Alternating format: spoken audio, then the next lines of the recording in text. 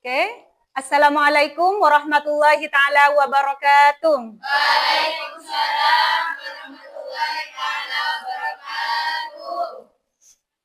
Seperti biasa, sebelum pembelajaran dimulai, marilah kita bertawasul terlebih dahulu. Kita membaca surat Al-Fatihah. Kita hadiahkan kepada baginda Rasul Nabi besar Muhammad sallallahu alaihi wasallam, para keluarga beserta para sahabatnya, dan juga kita hadiahkan kepada para pendiri Pondok Pesantren Nurul Hikam beserta para keluarga, orang tua kita, guru-guru kita, saudara-saudara kita dan kerabat-kerabat kita, ala hadihin niyah wa ala kulli niyatin sholihah. Al-Fatihah. A'udzubillahi minasyaitonirrajim. Bismillahirrahmanirrahim. Alhamdulillahi rabbil alamin, arrahmanirrahim, maliki yaumiddin. Iyyaka na'budu wa iyyaka nasta'in. Ihdinas siratal mustaqim, siratal ladzina an'amta 'alaihim ghairil maghdubi 'alaihim waladdallin. Amin. Al-Fatihah yang terakhir kita hadiahkan kepada diri kita sendiri. Mudah-mudahan kita selalu diberikan kesehatan oleh Allah Subhanahu wa taala. Kita diberikan ilmu yang barokah dan bermanfaat. Al-Fatihah. A'udzubillahi minasyaitonirrajim. Bismillahirrahmanirrahim. Alhamdulillahi rabbil alamin, arrahmanirrahim, maliki yaumiddin. Iyyaka na'budu wa iyyaka nasta'in. Ihdinas siratal mustaqim, siratal ladzina an'amta 'alaihim ghairil maghdubi 'alaihim waladdallin. Amin. Oke anak-anak, untuk selanjutnya kita menyanyikan lagu Indonesia Raya yang akan dipimpin oleh ketua kelas. Silahkan. Semua diharap berdiri.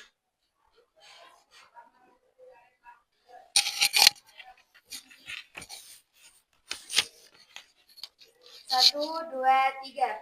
Indonesia tanah airku, tanah tumpah darahku. Semua harap duduk kembali.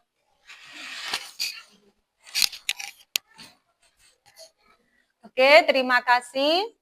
Bagaimana kabarnya hari ini? Alhamdulillah, luar biasa. Allahu Akbar. Hidup bahagia, mati masuk surga. Amin. Ya, terima kasih. Kita kasih tepuk tangan dulu.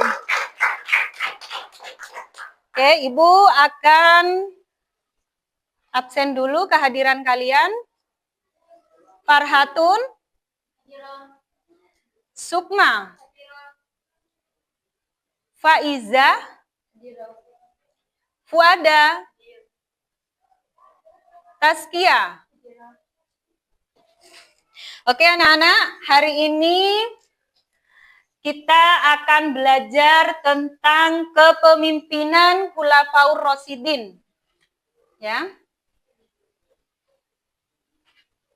Kita akan belajar tentang Khulafaur Rasyidin. Kita fokus kepada Abu Bakar As-Siddiq. Apa tujuannya kita mempelajari tentang Khulafaur Rasyidin?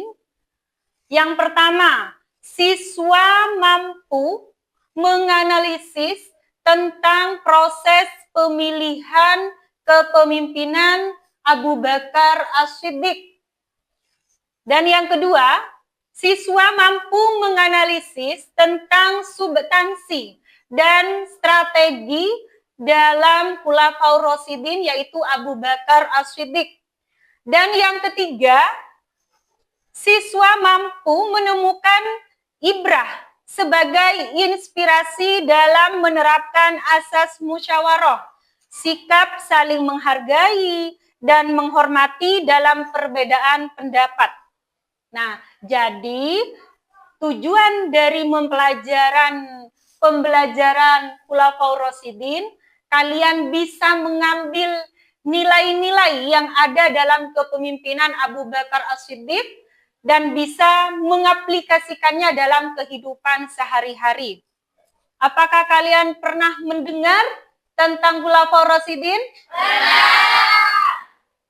Apa apa sih Khulafaur Rasyidin itu dan bagaimana proses pemilihannya dan mengapa kita penting dalam mempelajari tentang Khulafaur Rasyidin. Mungkin di sini ada yang mau menjawab? Oke? Hovifah.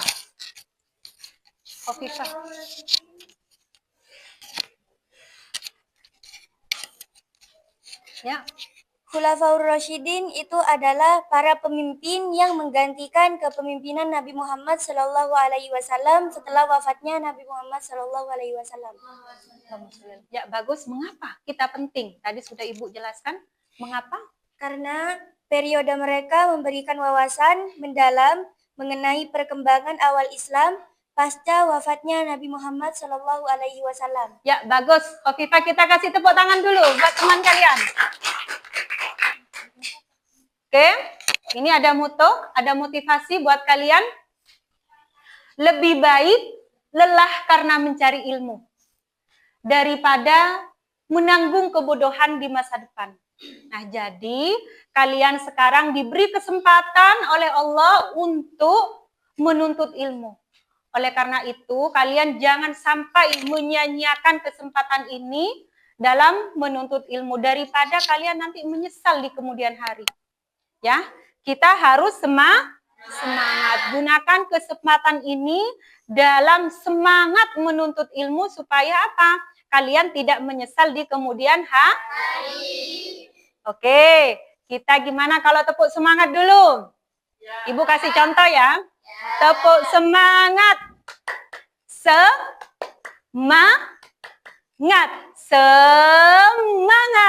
Bisa? Bisa. Yuk, tepuk semangat. Semangat.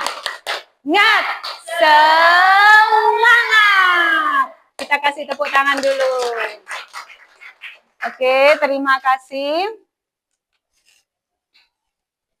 Baik anak-anak, sebelum ke materi Khulafaur Rasyidin, nah, Ibu ingin bertanya kepada kalian.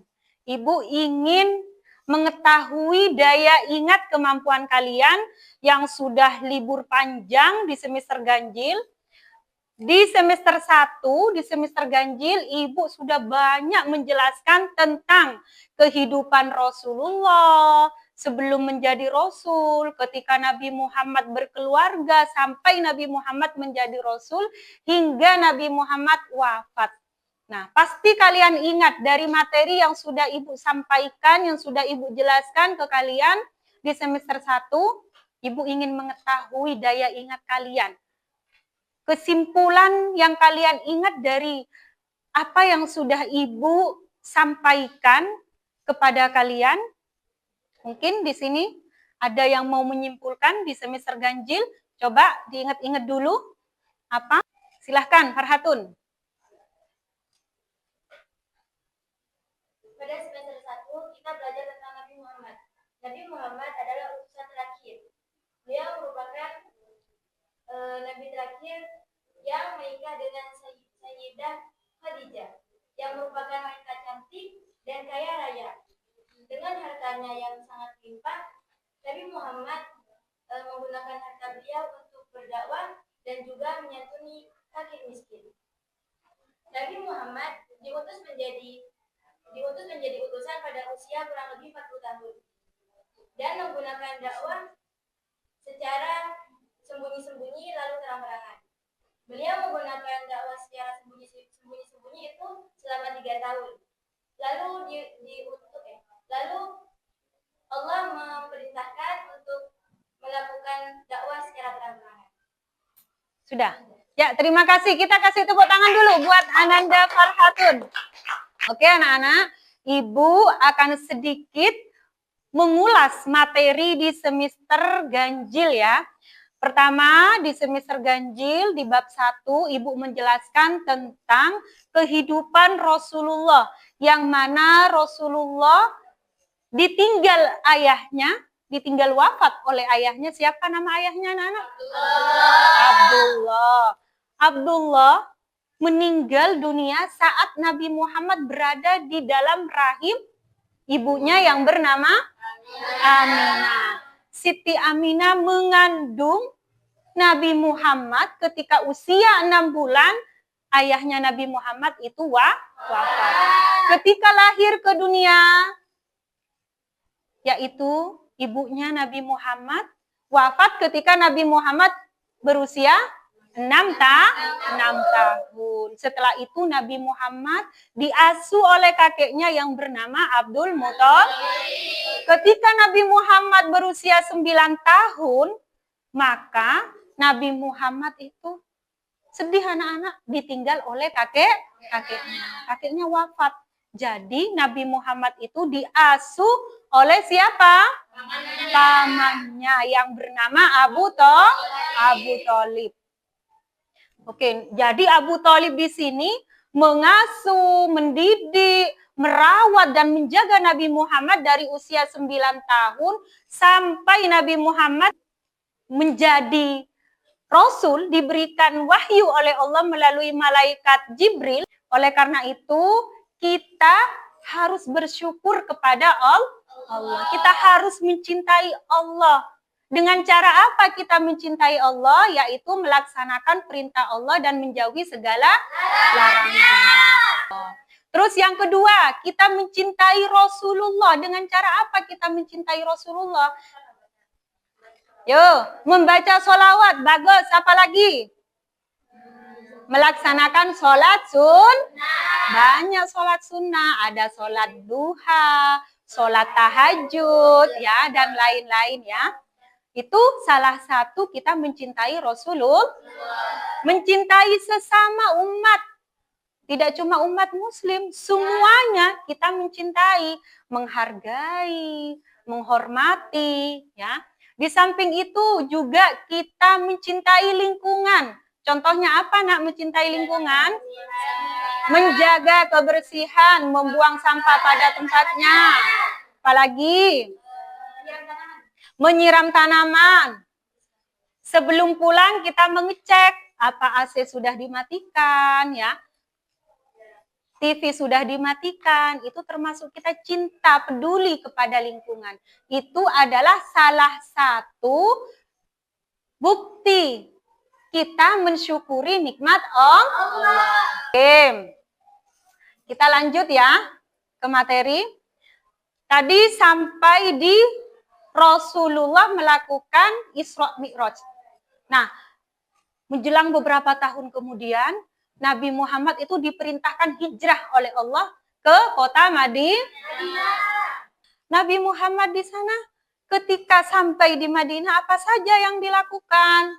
Pertama, mendirikan masjid. Masjid apa namanya? Ayo, Masjid Nabawi. Sebelum Nabi Muhammad mendirikan Masjid Nabawi, mendirikan apa? Masjid Kuba. Berhenti dulu di Kuba beberapa hari, mendirikan Masjid Kuba. Nah, setelah itu Nabi Muhammad mendirikan Masjid Nabawi. Apa gunanya mendirikan masjid? Yang pertama digunakan untuk beribadah. Yang kedua digunakan untuk bermusyawarah, ya. Dan Nabi Muhammad wafat di kota Madinah. Lahir di kota Mekah, wafatnya di kota Madinah. Setelah Nabi Muhammad wafat, inilah yang kita akan bahas, yaitu kepemimpinan Khulafaur Rasyidin, ya. Khulafaur Rasyidin kita fokus kepada Abu Bakar As-Siddiq. Materi sekarang yang akan kita bahas ini, ya. Apa itu Khulafaur Rasyidin? Khulafaur Rasyidin yaitu pengganti yang mendapat petunjuk. Mereka adalah para pemimpin muslim yang melanjutkan kepemimpinan setelah Nabi Muhammad wafat. Misi melanjutkan dakwah. Tugas utama mereka adalah melanjutkan kepemimpinan dan perjuangan dakwah Rasulullah. Abu Bakar As-Siddiq adalah khalifah pertama. Nama aslinya siapa? Yaitu Abdullah bin Abi Quhafa Al-Tamimi. Dia dikenal karena lemah lembut, dermawan, dan sangat setia kepada Rasulullah. Bagaimana Bu pengangkatannya Abu Bakar? Nah, untuk memilih pengganti beliau. Dan Abu Bakar terpilih secara demokratis dengan cara bermusyawarah. Abu Bakar di sini pemilihannya bersama sahabat bermusyawarah. Nah ya, beda dengan zaman sekarang. Nah, tantangannya setelah terpilihlah Abu Bakar As-Siddiq menjadi pengganti pertama setelah Rasulullah wafat, ada tantangan, Nak. Tantangannya apa saja? Murtadnya sebagian suku Arab. Nah, setelah orang masuk Islam, setelah Nabi Muhammad wafat, setelah kepemimpinannya diganti Abu Bakar, yang orang Islam itu banyak yang keluar dari agama Islam. Sudah? Nah, setelah ini Ibu akan menampilkan video berkaitan dengan kepemimpinan Abu Bakar. Sebelum itu, Ibu akan membuat kelompok terlebih dahulu ya. Ini kelompok 1. Per kelompok ada 3 orang. Kelompok 1, kelompok 2, kelompok 3, kelompok 4, dan kelompok 5. Oke?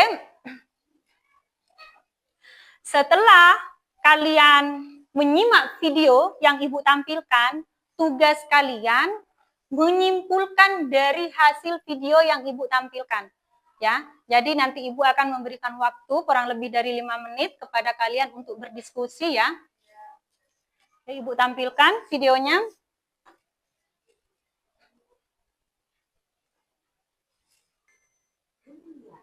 Abu Bakar As-Siddiq. Abu Bakar bernama asli Abdullah. Lahir di Mekah 2 tahun 2 bulan setelah kelahiran Rasulullah Shallallahu Alaihi Wasallam. Ia dipanggil Abu Bakar karena ia sering menjadi pelopor kebaikan. Oke, anak-anak, barusan kalian sudah menyimak video yang sudah Ibu tampilkan. Jadi, tugas kalian hari ini berdiskusi dengan kelompoknya masing-masing. Dari apa yang sudah Ibu tampilkan video barusan, kalian berdiskusi dengan temennya ya. Nantinya kalian akan menyimpulkan dari hasil diskusi tersebut. Oke, silahkan.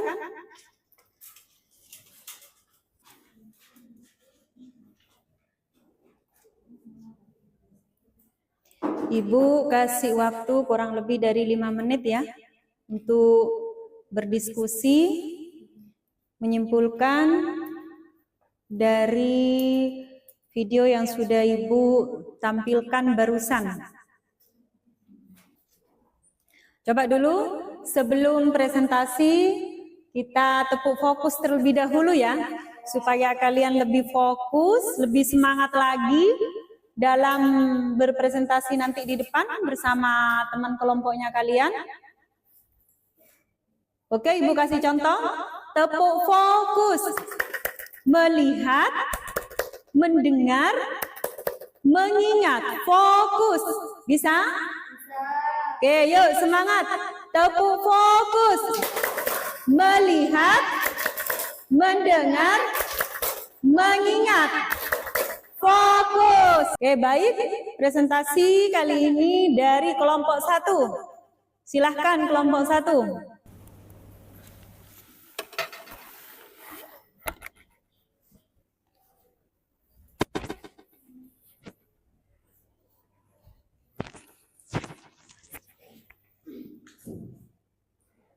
Assalamualaikum warahmatullahi taala wabarakatuh. Waalaikumsalam warahmatullahi taala wabarakatuh. Perkenalkan, kami dari kelompok 1, saya Fuada. Dan saya Faiza. Dan saya Tazkiyatul Maula. Kami akan mempresentasikan hasil diskusi kami. Video ini menceritakan tentang latar belakang Abu Bakar As-Siddiq. Abu Bakar As-Siddiq sebagai salah satu seorang sahabat Nabi Muhammad SAW Yang paling mulia, ia tumbuh di lingkungan Quraisy dengan reputasi sebagai pedagang yang jujur dan berakhlak mulia. Sebelum masuk Islam, Abu Bakar termasuk dalam golongan as-sabiqunal awwalun, yang artinya orang-orang pertama yang masuk Islam. Ketika Nabi Muhammad SAW menyampaikan wahyu, Abu Bakar segera menyatakan keimanannya tanpa rasa ragu dan menjadi pendukung awal dakwah Islam, bahkan menginfakkan hartanya di jalan Allah SWT. Mungkin ada yang mau nanya? Saya buka satu pertanyaan saja ya untuk Mbak Anin.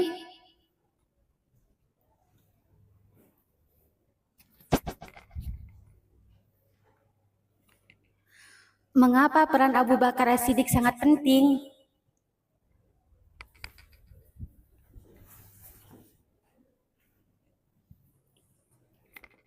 Baik, saya akan menjawab pertanyaannya. Penting karena ia mendukung Nabi Muhammad secara penuh, termasuk saat beliau hijrah dari Mekah ke Madinah, menunjukkan pengorbanan materi dan jiwa demi tegaknya dakwah Islam. Sekian dari kami. Wassalamualaikum warahmatullahi wabarakatuh. Waalaikumsalam warahmatullahi wabarakatuh. Ya, kita kasih tepuk tangan dulu untuk kelompok 1. Bagus ya. Oke. Dari pembahasan Ibu tadi sampai di tayangan video, mungkin ada yang mau bertanya? Silahkan. Oke, Sukma. Silahkan. Mengapa Abu Bakar menjadi khalifah pertama pengganti Rasulullah? Mengapa tidak Sayyidina Ali yang saudaranya sendiri? Ya, bagus. Pertanyaan yang bagus ya. Mengapa Abu Bakar As-Siddiq menjadi pengganti pertama, khalifah pertama setelah Rasulullah wafat? Mengapa Bu tidak Sayyidina Ali yang saudara sepupunya Rasul? Mengapa Bu tidak Utsman bin Affan? Utsman bin Affan di sini dijuluki Dzunurain atau dua cahaya, memiliki istri dua cahaya. Kenapa dikatakan Dzunurain? Karena Utsman bin Affan di sini menikahi dua putri Rasul. Mengapa tidak Utsman? Mengapa tidak Ali bin Abi Thalib? Mengapa tidak Umar? Kenapa harus Abu Bakar As-Siddiq? Nah, ini ada jawabannya. Yang pertama, isyarat langsung dari Rasul. Ya, contohnya ketika Rasulullah berhalangan hadir untuk mengimami sholat di masjid, maka Abu Bakarlah yang diperintahkan oleh Rasulullah untuk menggantikan imam sholat. Ini isyarat langsung dari Rasulullah. Yang kedua, Abu Bakar di sini ialah orang yang termasuk as-sabiqunal awalun. Apa as-sabiqunal awalun itu? Orang yang pertama kali masuk Islam. Yang ketiga, Abu Bakar juga mertua Nabi Muhammad. Kesimpulan, kesimpulannya bahwa Abu Bakar As-Siddiq sebagai pemimpin yang tegas dan bijaksana menyelamatkan umat Islam dari krisis besar pasca wafatnya Nabi Muhammad ya. Abu Bakar di sini adalah pemimpin yang tegas, anak-anak. Memiliki apa? Memiliki sifat yang apa saja tadi? Jujur, lemah lembut, apalagi? Baik, ya. Setia juga kepada Nabi Muhammad, ya. Oke, sebelum itu Ibu akan mengetes kemampuan kalian. Ibu akan tes satu-satu. Kalian benar-benar paham apa tidak dari materi yang sudah Ibu sampaikan? Coba Ibu mau bertanya. Abu Bakar As-Siddiq menjabat sebagai khalifah selama berapa tahun? Faiza. Kurang lebih 2 tahun, Bu. Kurang lebih 2 tahun, ya, bagus. Coba kita kasih tepuk tangan dulu buat Faiza, ya. Bagus. Pertanyaan selanjutnya pada Farah, ya. apa sifat utama yang sangat menonjol pada diri Abu Bakar As-Siddiq? Oke? Jawab langsung. Lembut, dermawan, dan sangat setia.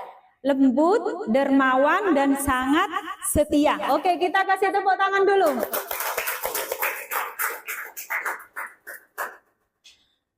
Oke anak-anak, ya. Sebelum pembelajaran kita tutup, Ibu akan memberikan ice breaking dulu, ya. 1, 2, 3. Tangan ke atas menggapai bintang, tangan ke samping burung yang terbang, tangan ke depan ikan berenang, dudu yang manis siap berdoa. Terputar-putar tangan diputar, lunggu-lunggu-lung tangan digulung, ular melingkar di pagar bundar, kanan, kiri, atas, bawah siap berdoa. Kita membaca doa di bulan Rajab ya. Bismillahirrahmanirrahim. Allahumma barik lana fi Rajab wa Sya'bana wa ballighna Ramadana waghfir lana dzunubana. Ya Allah, berkahilah kami di bulan Rajab dan Sya'ban. Ya Allah, sampaikan kami di bulan suci Ramadan. Terima kasih ya. Mudah-mudahan kita semua diberikan kesehatan oleh Allah, kalian diberikan ilmu yang barokah dan bermanfaat. Jangan lupa kalian harus terus semangat belajar. Belajar tidak cuma di sekolah ya, di rumah, di pondok, kalian harus terus belajar. Oke? Terakhir ada motivasi untuk kalian, sukses itu naik kelas, hari ini lebih baik dari kemarin. Jangan jadi orang merugi yang jalan di tempat atau mundur di belakang. Oke, semangat? Coba lagi, semangat? Luar biasa. Oke, Ibu mohon maaf apabila ada kekurangan. Kita berjumpa kembali di pertemuan berikutnya. Akhirul kalam, ihdinas siratal mustaqim. Assalamualaikum warahmatullahi taala wabarakatuh.